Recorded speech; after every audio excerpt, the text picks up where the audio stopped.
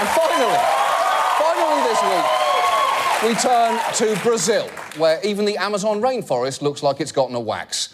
Now, President Dilma Rousseff has spent the whole week dealing with developments in a corruption scandal which threatens to undermine her entire government.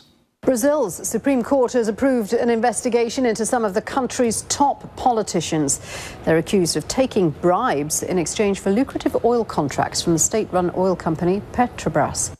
Now, when they say taking bribes, this isn't your standard $5 in an envelope left under a bench, because Brazil's largest construction and engineering firms allegedly paid at least $800 million in bribes and other funds to secure contracts. $800 million! You'd need an amazing construction firm just to build a bench large enough to hide that bribe underneath. More than 30 members of Rousseff's ruling coalition are under investigation, so she took to the airwaves this week to try and calm people down. You have every right to get irritated and be worried, but I ask for patience and understanding because this situation is transitory. Is it? How is it transitory? Because unless you're about to flash the entire country with one of those memory-erasing sticks from Men in Black, I don't think people are going to forget about this. In fact, Brazilians weren't even listening to her speech for a pretty loud reason. Her critics had organized a kind of pot-banging protest, and I was in Sao Paulo, leaned out the window. It sounded like a football game. People were banging their pots, honking their horns. Fora!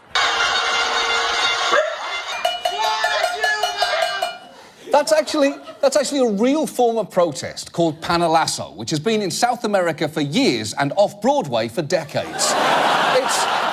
It's so entrenched, it's even taken place on the floor of Brazil's legislature. Do bom senso do povo brasileiro. Minha homenagem ao povo brasileiro.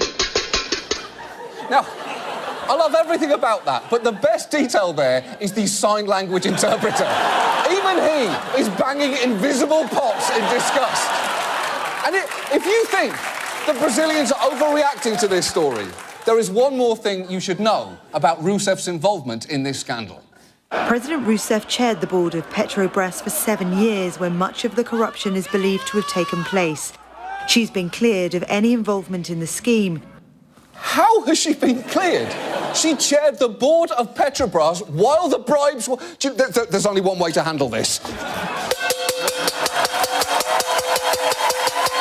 And now this.